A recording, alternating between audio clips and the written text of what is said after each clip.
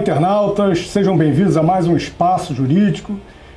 Espero que tenham participado do último programa e tenham gostado. Hoje nós vamos ter a satisfação de ter o professor Alexandre Prado. Ele é coach especialista na área financeira. É um momento bastante complexo, né, na carreira das pessoas que estão investindo em concurso público e vários desafios, muito além daqueles que a gente já enfrenta comumente, como o preparo cotidiano para os diversos concursos e também a questão que envolve o gasto, os cursos, o investimento. O Alexandre vai dar um auxílio para nós hoje aí, tratando exatamente como é que a gente consegue, ou alguma maneira de driblar esse momento um pouco mais obscuro, né, de maior dificuldade, com mais escassez, não só da questão dos concursos públicos, mas como também de vagas de trabalho como um todo. Pô, muito prazer, Alexandre, vamos estar aqui com você hoje, espero que você retorne sempre. Alexandre, me fala um pouquinho sobre o seu trabalho na questão da gestão de pessoal. A gestão de pessoas, primeiramente, muito obrigado por estar aqui, é um prazer estar com você. A questão da gestão de pessoas, gestão de empresas, ela tem uma série de nuances. Uma dessas nuances envolve as pessoas propriamente dito. Então, o nosso trabalho ele envolve o desenvolvimento e a capacitação dessas pessoas, seja no contexto fora de uma empresa, seja no contexto empresarial. E também no ponto de vista de gestão empresarial, recursos, consultorias que nós prestamos, treinamentos que nós preparamos, no sentido de desenvolver e capacitar as pessoas no ambiente corporativo. Perfeito, perfeito. E como é que tem sido, nos últimos anos, o aprimoramento, ou talvez um alcance dessa sua atividade? Essa atividade, ela, ao longo dos anos, até em virtude do que nós temos visto nos últimos 3 anos, pelo menos, ela sofreu uma pequena retração em virtude da situação econômica que nós temos no país.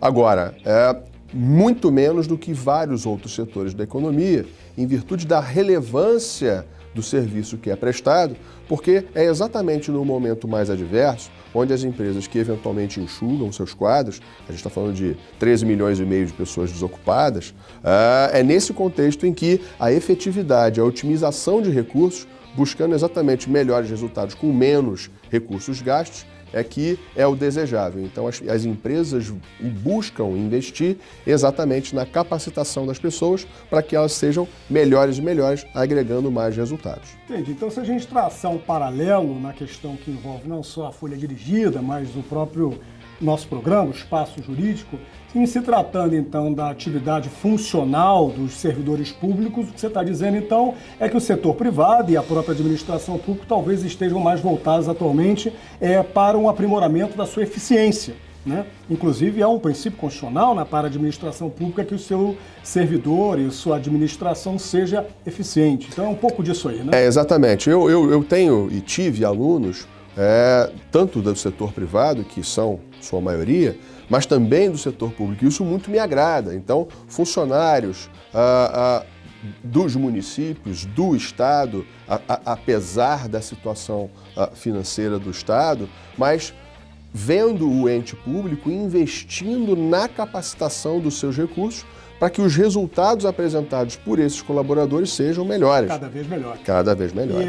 E, de certa forma, você diminua a necessidade de acrescer, de aumentar o recurso humano estatal, porque exatamente. Você qualificou aquele recurso humano. Você troca a quantidade pela qualidade, você melhora a eficiência das pessoas. E, de certa forma, é até bom para aquela pessoa que investe no concurso público e tem ali a possibilidade de ter um investimento, né, da administração pública no seu aprimoramento pessoal. Exatamente, exatamente. E se nós, Alexandre, como é que você vê a questão hoje do concurseiro, né?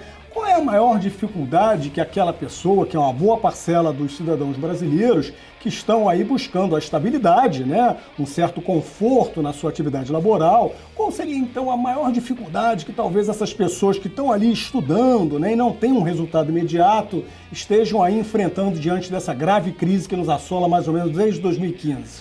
Sérgio, ótima pergunta. Na verdade, o concurseiro, de um modo geral, ele tem um perfil. Então ele deve entender que este perfil de concurseiro ele é específico e que isso pressupõe que ele tenha determinados recursos, desenvolva determinadas capacidades. Então o indivíduo que tem a capacidade de, por um período estruturar o seu tempo, administrar, planejar, administrar os seus recursos, planejar, criar um plano de aulas, de estudo, para que ele possa efetivamente, durante um determinado tempo, se preparar e se capacitar para ser aprovado ao final, ele já tem um diferencial. Existe um recurso que é muito valorizado nos concurseiros, por eles próprios, que é a chamada inteligência emocional. Porque quando a gente fala de um concurso público, todo mundo quer, logicamente, ser aprovado na primeira vez. Claro. Mas não é isso que acontece no mundo real. Então, muitas vezes as pessoas ficam estudando 1, 2, 3, 4 anos até ser aprovado no que desejam, efetivamente. E aí, como lidar com isso? Como lidar com essa adversidade? E a resiliência, e a paciência, e a tolerância, e a questão do não desanimar, como lidar com isso? Então, esse concurseiro, ele deve se preparar não só do ponto de vista técnico, quanto aquele conteúdo que será, então, cobrado nos concursos, mas também do ponto de vista comportamental. Então, esses indivíduos, os chamados concurseiros, eles devem olhar o concurso como uma possibilidade até de crescimento pessoal, porque é nessa jornada que terá um resultado favorável a eles, é nessa jornada que eles vão crescer como seres humanos. Agora, no momento adverso que nós estamos, eles devem se preparar para cenários. Então, um primeiro cenário é ser aprovado de primeira vez, o outro cenário é no ano seguinte, no terceiro cenário é logo depois. E o que fazer nesse ínterim, né? Como é que fica do ponto de vista financeiro? Como fica do ponto de vista familiar? E o seu relacionamento social? Então, são muitos aspectos que o concurseiro deve levar em consideração. Até porque, como você bem colocou, principalmente no estado do Rio de Janeiro, a gente tem uma repercussão hoje, por conta de crise, de um cenário menos favorável ao concurseiro. Claro. Então, pessoal, como vocês estão vendo aí, o concurso público hoje nos traz agora também a vantagem, né, como o professor Alexandre Prado, de coaching, né, de um planejamento estrutural, até emocional, para que a gente consiga avançar mais rapidamente no intento de alcançar aquela função pública, né?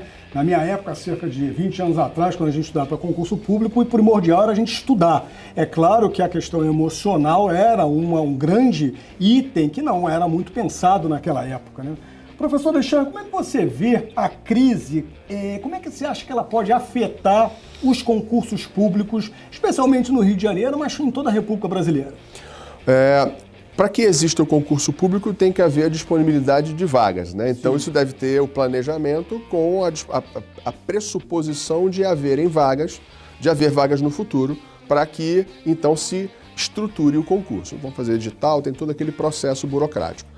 Na medida em que, especificamente no estado do Rio de Janeiro, a gente tem uma situação calamitosa, onde nem aqueles funcionários públicos atuais eles estão recebendo, então não faz muito sentido haver um concurso público. Sim. Apesar de haver a necessidade nas várias áreas do Estado, a gente precisa, na educação, na segurança pública, na saúde, a gente precisa.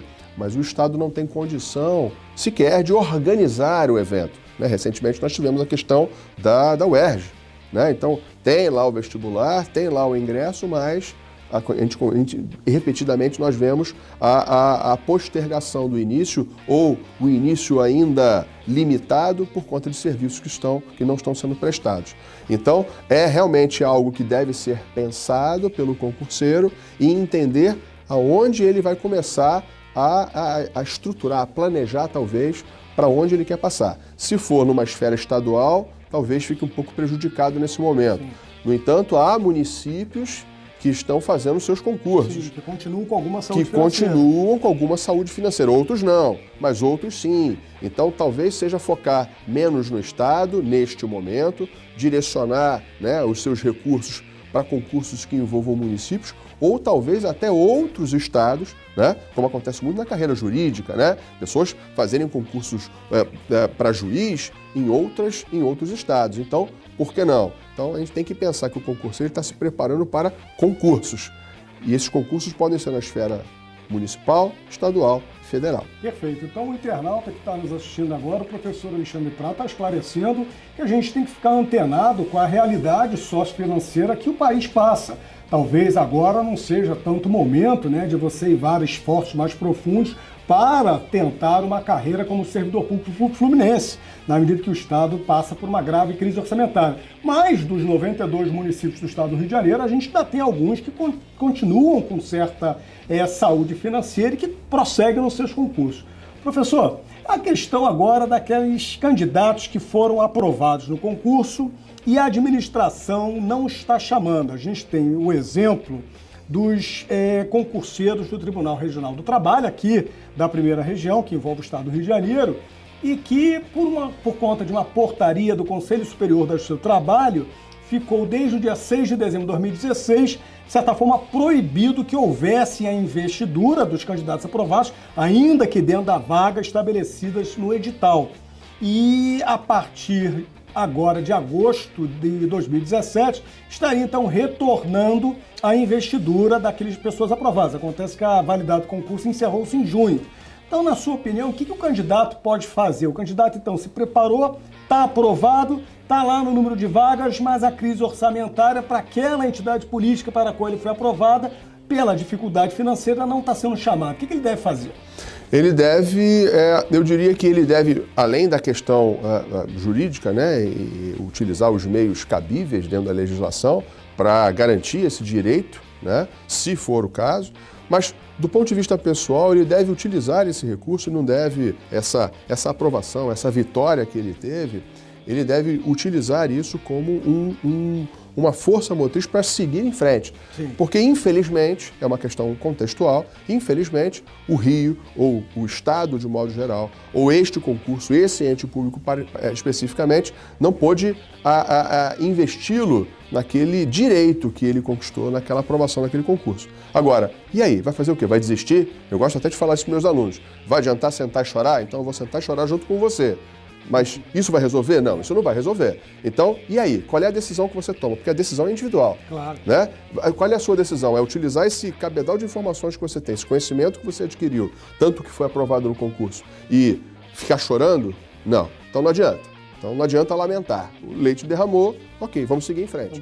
Aproveitar e aprender com essa experiência de identificar, talvez, de focar em concursos onde a prefeitura, ou o Estado, ou até a federação tenha uma saúde financeira que vá poder honrar, né, essa investidura no futuro para que aquele funcionário, aquele indivíduo que teve a sua aprovação finalizada, concluída, que ele possa então almejar, chegar a conquistar exatamente o cargo que ele desejava. Então, internauta, a gente tem que ficar agora de olho, né? Porque a questão do planejamento também nos leva aí a perceber se a gente está sendo aprovado num concurso e por qualquer razão não está sendo chamado, isso tem que ser visto, né, dentro o idealismo do foco que a gente que estuda para concurso deve manter como uma vantagem, né, não como uma derrota, né? Aquilo foi uma conquista, uma vitória. Se a administração para a qual você foi aprovado não está em condição de chamar, você veja aquilo como uma vitória e prossiga, né, para que aquilo possa ser, de certa maneira, até um trampolim pessoal psicológico para que a gente siga em frente e alcance lá a União Federal, não passa pela mesma problemática que o Estado do Rio de Janeiro, enfim, existem outras administrações públicas que se encontram aí com alguma saúde financeira que podem, então, prosseguir. Agora, e aquele candidato, né, a grande dúvida, a grande questão que envolve, que cerca o candidato de concurso público é o período em que ele estuda, né? Porque naquele momento que ele está estudando, a maioria deles não encontra, assim, uma via alternativa de sustento, né? Na sua opinião, que caminho a pessoa pode adotar para, enquanto está estudando para o concurso público, alcançar alguma forma, algum mecanismo financeiro para se sustentar? Muito boa pergunta, Sérgio, porque envolve o tema planejamento, né? Eu acho que a decisão de fazer um concurso público ela é maior do que só sentar, é mais do que uma capacidade intelectual de sentar e estudar, né? Existe um planejamento, deve existir um planejamento prévio inclusive do ponto de vista financeiro. Sim. Se a pessoa ela deseja ingressar na carreira pública e ela sabe pelos pressupostos que nós abordamos ainda agora, que não necessariamente é no primeiro concurso que ela vai passar, que talvez seja necessário mais 1 ou 2 ou talvez 3 anos, então ela deve se planejar financeiramente fazendo realmente uma poupança ali, né?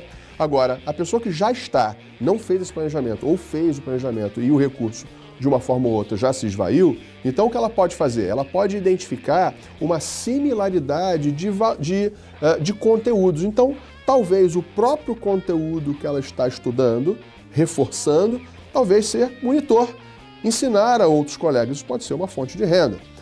Também identificar uma parte do tempo que ela tenha disponível durante o seu dia útil e talvez fazer alguma outra atividade. Então, se a pessoa tem uma capacidade de artesanato, culinária, por que não fazer isso, né? Porque vai gerar renda, vai gerar um suporte financeiro, mas também vai permitir que a pessoa, inclusive, saia um pouco do foco, oxigene um pouco a sua mente, fazendo um trabalho que seja um pouco mais lúdico. Agora, logicamente, a gente está falando de opções mais simples.